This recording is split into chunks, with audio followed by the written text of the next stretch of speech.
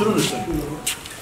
Yerine yeni, daha güzel, daha sağlam binalar yapmak için bir şeyler yapmak lazım. Arkadaşlar da karşı olur. Müdafaların ana temeli nedir? Bizim için çok şükür ama çevremizden duyduğumuz kadar hani kiradan zarif olanlar oluyor. Seçildik. Kardeşlerimizin teveccühünden dolayı öncelikle hepinize ayrı ayrı teşekkür ediyorum. Oy veren vermeyen fark etmiyor. Nihayetinde siyaset vatandaşın sorunlarını çözmek için yapılır. Biz insan merkezli bir siyasetten yanayız ve hedefimiz de adaleti gerçekleştirmektir. Diyoruz ki eğer siyaset insan merkezi değilse ve adaleti tesis etme amacından uzaksa, sadece mal, makam, şöhret için siyaset yapılıyorsa o siyaset meşru bir siyaset değildir. Bizim nazarımızda böyledir. Sadece seçimden önce uğrayıp destek isteyip seçimden sonra bir daha hatırlamama türü siyaset de vatandaşın çokça şikayet ettiği ve bizim de şikayet ettiğimiz bir şeydir. İnşallah bizim niyetimiz, gayemiz seçimden sonra da vatandaşlarımızla, kardeşlerimizle beraber olmak, iç içe olmak, onların sorun ve sıkıntılarını dinlemek, yapabildiğimiz kadar siyaset sahasına, meclise taşımak, çözümü konusunda da bir katkı sunmak bizim siyasetimizin ana omurgasını teşkil ediyor diyebilir. Bu kapsamda istedik ki hem kendi seçim bölgemizde uğrayalım, oradaki kardeşlerimizin halini hatırını soralım, hem teşekkürlerimizi iletmiş olalım, hem de varsa sorun sıkıntıları bize iletmek istedikleri bir şeyler, onları dinleyelim. Bir de ikinci tur seçimi var. Onunla ilgili de ayrıca destek talep edelim.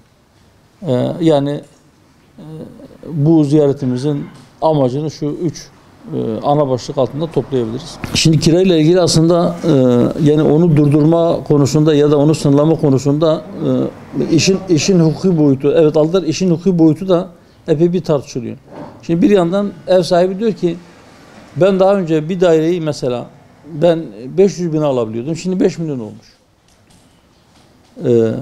Peki ben dairenin fiyatı 10 kat artmışsa ben kirayı 2 kat artırdığımda ya da %25 artırdığımda ben ne olacağım? O da öyle söylüyor. Daireyi yapıp satan kişi diyor ki dairenin maliyeti bana 300 bin liraydı, şimdi 3 milyon olmuş. Ya da 2,5 milyon olmuş. Her şeyin fiyatı artmış. Şu anda bir dalgalanma var. Küresel çapta bir dalgalanma var. Şimdi biz şunu söyledik. Yani hükümete hep şunu dedik. Dedi ki eğer siz fiyat artışını durduramıyorsanız yapacak bir şey var. Fiyatlar buradaydı, ücretler de buradaydı. Vatandaş aldığı parayla ihtiyacı olan, en azından zaruri ihtiyaçları olan şeyleri alıyordu. Şimdi fiyatlar yükseldi. Siz bunu durduramıyorsanız, aşağıya çekemiyorsanız o zaman yapabileceğiniz tek şey var. Ücretleri de o seviyeye çıkarmak. Şimdi ücretler çıkınca oraya, ücretler çıktı diye malı üretenler diyor ki benim işime ödediğim miktar arttı, enerji fiyatları arttı, fiyatlar biraz da yükseldi. Böyle birbirlerini şu anda yukarıya doğru çekiyorlar. Bakalım nerede dengelenecek. Şu anda bir sıkıntı var. Ama her halükarda kiralarla ilgili çok acil bir çözüm gerekiyor. Ne olur? Şimdi siz deseniz ki kiraları dondurun. Bu bir çözüm değil. Ama şu olabilir. Vatandaşa kira yardımı. Özellikle kiraların çok yüksek olduğu yerlerde. Şimdi ya oradan insanlar kaçacak, ya ücretler o kiralara göre yükselecek. Mesela diyelim ki asgari ücreti diyebilirsiniz. İstanbul'da asgari ücret diğer yerlere göre 2.000 lira fazla olsun diyebilirsiniz belki. Fakat Bursa diyecek benim ne eksiğim var? Bursa'daki işi ya da İzmir'deki işi ya da kiranın yüksek olduğu diğer yerlerdeki işi. Kısa vadedeki çözümü kira yardımı, uzun vadedeki çözümü de şu olabilir. Dar gelirli vatandaşı uygun ödeme koşullarında ev sahibi yapmak. Yani en şey çözüm bu. Nasıl olur? Kira öder gibi. Şimdi siz şu anda kira ödeseniz, ne kadar öderseniz ödeyin, eninde sonunda kirayı ödemediğiniz gün ev sahibi sizi çıkarır. Ve bitmiyor. Sürekli ödüyorsunuz. Ama o kirayı siz evin taksidi olarak öderseniz bir gün o kira bitecek. Bu yapılabilir mi? Evet, yapılabilir. Biz hükümete defalarca çağrı yaptık. Dedik ki belli bir miktar daire yapıp vatandaşın talebinin 1/10'ını karşılayacak kadar kurayla onlara dağıtmak, evet, bu da bir hizmettir. Ama ne kadar talep varsa o kadar konut üretilebilir. Herkes TOKİ'den mi alır? Yok.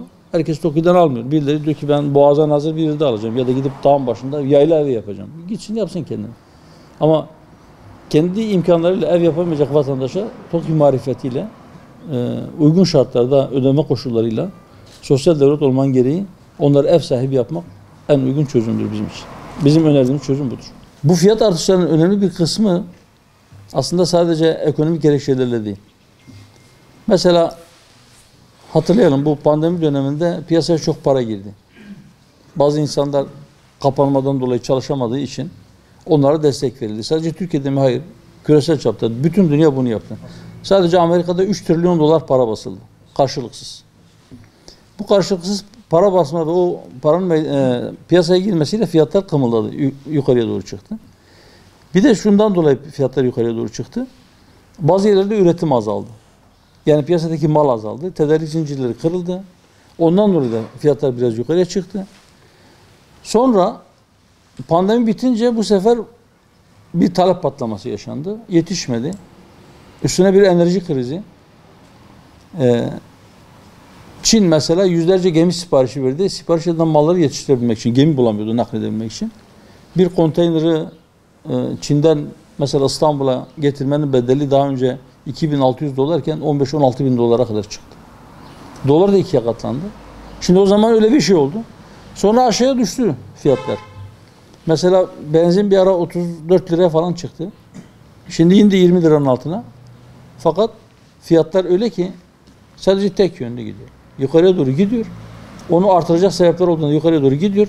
Orada fiyat bir kendisine tutunacak bir yer bulduğunda o fiyatı yükselten sebepler ortadan kalksa, hatta tersine dönse yine de o fiyat orada kalıyor. Aşağı doğru indirmiyorlar. Niye indirmiyorlar? Çünkü o zaman daha tatlı kar geliyor. Bunun sadece denetimle önüne geçmek çok şey değil. Şimdi hani serbest piyasa diyor ya, adamı sen şu kadar kar marjı koyacaksın diye her konuda bir sınır koyamıyorsun. Fakat zorunlu tüketim maddelerinde mutlaka buna bir marj koymak gerekir. Nedir o? Bir insanın hayatını devam ettirebilmesi için ne lazımdır? En başta gıda lazımdır. Gıda maddelerinde bunu yapmak lazım. Başka ne lazımdır? Temizlik malzemeleri gereklidir. Siz eskiden yaşı o kadar ileri olan burada yok herhalde. Sabun yokken millet kül, bildiğin odun külüyle temizlik yapıyordu. İyi de bir temizleyiciymiş kül. Fakat yok, şimdi kimse kül kullanmıyor. Kullanmak istesen de o kadar kül bulamazsın. Herkes şampuan kullanıyor, sabun kullanıyor. Temizlik malzemesi için işte deterjan kullanıyor falan. Bu zorunlu ihtiyaç maddeleri için bir marj konmalı, denetimler artırılmalı. Ama dediğim gibi bu sebepler sadece ekonomik değil, bazıları siyasi sebeplerle de suni bir şekilde fiyatları artırıyor.